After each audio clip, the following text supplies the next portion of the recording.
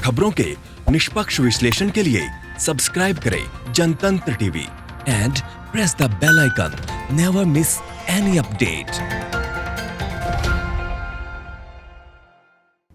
वहीं मध्य प्रदेश सरकार का एक फैसला अब सुर्खियों में आ गया है। मुख्यमंत्री शिवराज सिंह चौहान ने जैसे ही इसका ऐलान किया, लगातार वो ट्रोल होते नजर आ रहे हैं। आपको बताएं, मध्य प्रदेश सरकार की सभी नौकरियां अब एमपी डोमिसाइल रखने वालों के लिए आरक्षित होंगी। ये ऐलान मुख्यमंत्री शिवराज सिंह चौहान ने किया है। उन्होंने कहा कि इसके लिए आवश्यक कानूनी बदलाव जल्द ही पेश किए जाएंगे। सीएम शिवराज सिंह चौहान ने कहा कि मेरे प्रिय प्रदेशवासियों, अपने भांजे भांजियों के हित को ध्यान में रखते हुए हमने निर्णय लिया है कि मध्य प्रदेश में शासकीय नौकरियां अब सिर्फ मध्य प्रदेश के बच्चों को ही दी जाएंगी। इसके लिए आवश्यक कानूनी प्रावधान किया जा रहा है। प्रदेश के संसाधनों पर प्रदेश के बच्चों का अधिकार है। आपको बताएं कि राज्य की 27 विधानसभा सीटों पर उपचुनाव होने वाला है। विधानसभा उपचुनाव से पहले सीएम शिवराज सिंह चौहान कई लोक लुभावन ऐलान कर रहे हैं। इससे पहले सीएम शिवराज ने ऐलान किया था कि आदिवासियों को साहूकारों के चंगुल से बचाने के लिए हम नया कानून ला रहे हैं। अब साहूकार कर्ज अदायगी के लिए दबाव भी नहीं बना सकेंगे। इतना ही नहीं, कर्ज के बदले कोई वस्तु या दस्तावेज गिरवी रखे गए हैं, उन्हें भी वापस लौटाना होगा।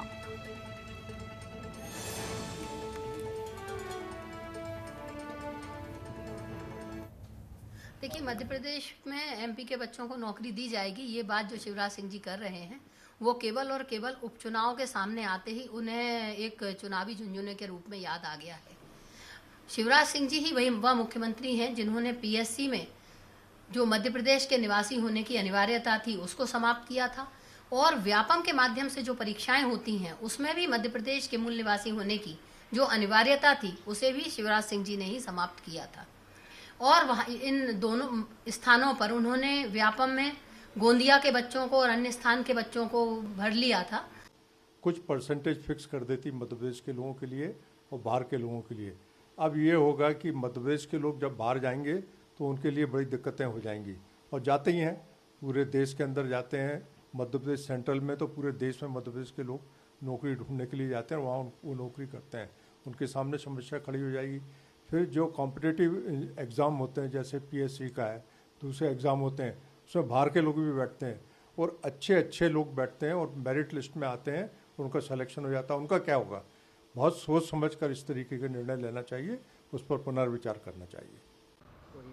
सबसे पहला सवाल तो यह है कि मध्य प्रदेश में भारतीय जनता पार्टी की सरकार 15 साल से थी और अब भी भारतीय जनता पार्टी की सरकार है। शिवराज जी ने कितने लोगों को रोजगार दे दिया, कितनी शासकीय नौकरियां मध्य प्रदेश के अंदर निकालने में वो सफल हुए। सिर्फ ये वादे हैं, चुनावी घोषणाएं हैं और कुछ नहीं है। मधेश का युवा बेरोजगार होता जा रहा है, उसके पास अवसर नहीं है। पहली बार मुख्यमंत्री कमलनाथ जी जब थे तो उन्होंने ये कहा था कि 70% मूल निवासी जो है मध्य प्रदेश का उसको रोजगार देंगे, पर शिवराज जी तो सिर्फ घोषणाएं करते हैं। अरे धरातल पे कोई चीज दिखती नहीं है। मध्य प्रदेश में कोरोना के अंदर जो धकेला है पूरे प्रदेश को वो सबने देखा है। रोजगार चले गए हैं लोगों के पास अपना जीवन गुजारने के लिए पैसा नहीं है। शिवराज जी अपने चुनावी घोषणाएं करते रहेंगे। मध्य प्रदेश की जनता जागरूक है, उनको बहुत जल्दी हटा के और सही व्यक्ति को चुनेगी जो उनको रोजगार देगा।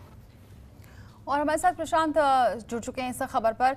प्रशांत, जाहिर सी बात है अब इस पर सवाल उठने ही थे, क्योंकि इससे पहले महाराष्ट्र में भी इस तरह का मामला सामने आया, तब भी सवाल उठे थे। और अब क्या वाकई से माना जाए कि चुनाव को लेकर ही ये घोषणाएं की गई हैं?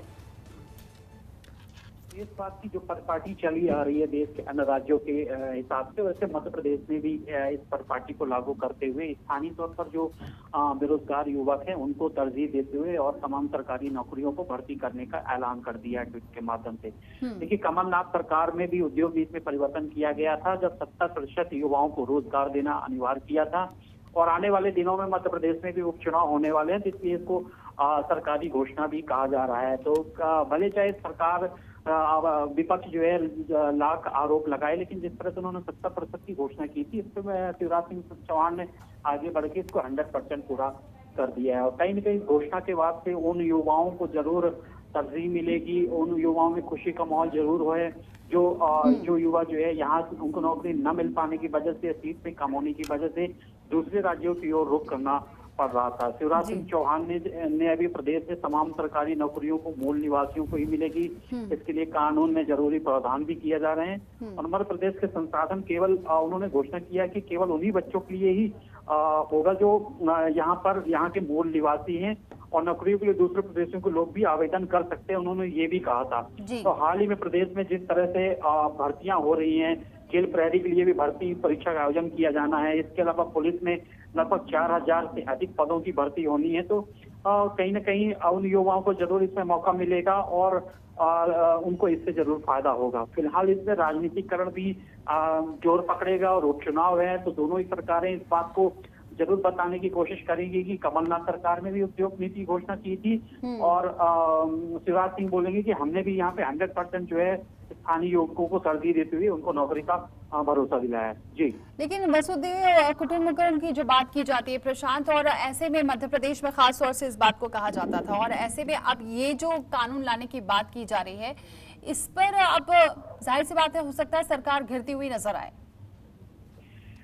देखिए, निश्चित तौर पर इसके दो पहलू हैं। एक तरफ अगर सरकार के विपक्ष की बात करें तो उनका ये आरोप लग रहा है कि अगर मध्य प्रदेश भी दूसरे राज्यों की तर्ज पर जिस तरह से महाराष्ट्र ने लागू किया था, अगर हर प्रदेश अपनी स्वेच्छा के आधार पर ही ये बात कहे कि नहीं यहाँ पे मध्य प्रदेश की सरकार हो या बिहार में ही या महाराष्ट्र में जो अन्य राज्य हैं कि उन्हीं के राज्यों को ही नौकरी मिलेगी, तो इस तरह से भारत की जो एकता और अखंडता की बात होती है वो कहीं ना कहीं थोड़ी सी इसमें छिन्न भिन्न होती नजर आ रही है। अगर मध्य प्रदेश के अंदर यही मध्य प्रदेश के अंदर जो हालात हैं या महाराष्ट्र ने जो घोषणा की, अगर सभी राज्य इस तरह की परिपाटी को लागू करने लगेंगे तो निश्चित पर देश के अलग अलग राज्यों में बढ़ जाएंगे, और जो खासकर ऐसे युवक जो जिनको ये लगता है कि ये अवसर किसी अन्य राज्यों में है और उस चीज के लिए वो डिजर्व करते हैं, तो दूसरे राज्य पर भी अगर ये लागू करती है तो उनका कहीं ना कहीं जो उनकी प्रतिभा है वो पूरी तरह से उसको ब्रेक लगेगा।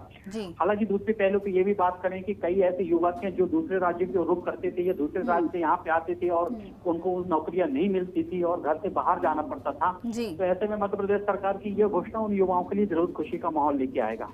जी, बहुत शुक्रिया प्रशांत की जानकारी हम तक पहुंचाने के लिए। तो उन लोगों के लिए, उन बच्चों के लिए जरूर ये अच्छी बात है कि उन लोगों को प्राथमिकता दी जाएगी जो मध्य प्रदेश के डोमिसाइल रहेंगे। हालांकि इस पर राजनीति जरूर गर्म है, लेकिन कांग्रेस ने भी यही वादा किया था, बस बशर्ते कांग्रेस का जो वादा था वो 70% था, और यहाँ पर 100% बात की जा रही है कि उन्हीं लोगों को यहाँ पर नौकरी का प्रावधान सबसे पहले होगा जो मध्य प्रदेश के निवासी होंगे।